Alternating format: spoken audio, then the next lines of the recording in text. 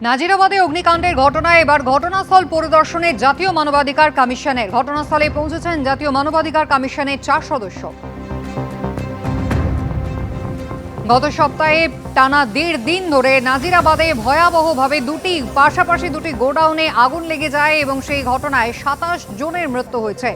আর সেই ঘটনায় এবার ঘটনাস্থল পরিদর্শনে জাতীয় মানবাধিকার কমিশনের 4 জনের প্রতিনিধি দল।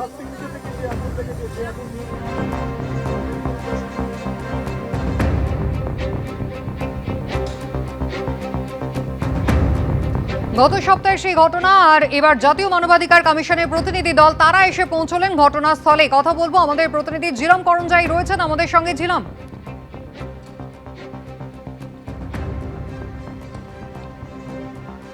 নাজিরাবাদে একটি ডেকোরেটরসের গুদামে প্রথমে আগুন লাগে এবং পার্শ্ববর্তী ওয়াও মোমোর গোডাউন সেখানে আগুন ছড়িয়ে পড়ে। 27 জন একেবারে দম বন্ধ করে আগুনে ঝলসে মর্মান্তিক মৃত্যু হয় তাদের। দেহাংশ উদ্ধার হয়েছিল, ফরেনসিক পরীক্ষা হয়, ডিএনএ ম্যাচিং করা হয় এবং তারপরে 27 জনেরই মৃত্যু হয়েছে এমনটাই নিশ্চিত করা হয় প্রশাসনের পক্ষ থেকে। আর আজ ঘটনাস্থলে পৌঁছেছে জাতীয় মানবাধিকার কমিশন। ঝিলম করঞ্জাই সরাসরি আমাদের সঙ্গে রয়েছেন। ঝিলম,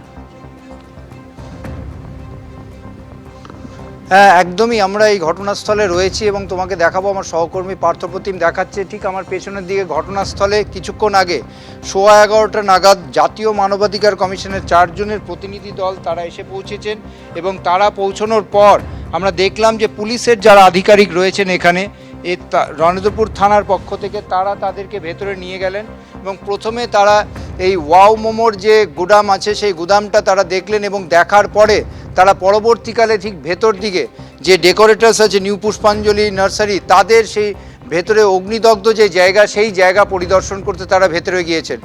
মূলত এখানে কি পরিস্থিতি ছিল এবং যারা আক্রান্ত হয়েছেন তাদের কিভাবে অগ্নিদগ্ধ হতে হয়েছে সেই বিষয়গুলো খতিয়ে দেখতে এবং রিপোর্ট জমা দিতেই তারা এসছেন। দেখতে পাচ্ছ একজন সদস্য এখানে সামনে আমার ক্যামেরায় দেখা যাচ্ছে, 4 জন সদস্যের মধ্যে একজনকে দেখা যাচ্ছে।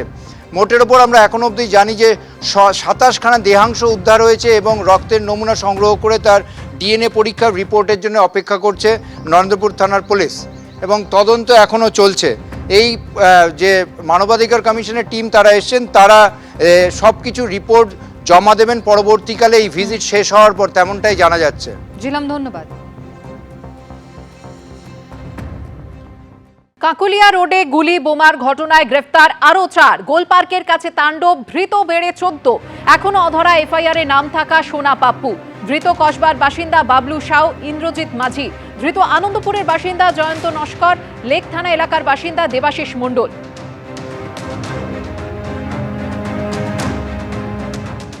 এবিপি আনন্দ, এগিয়ে থাকে, এগিয়ে রাখে।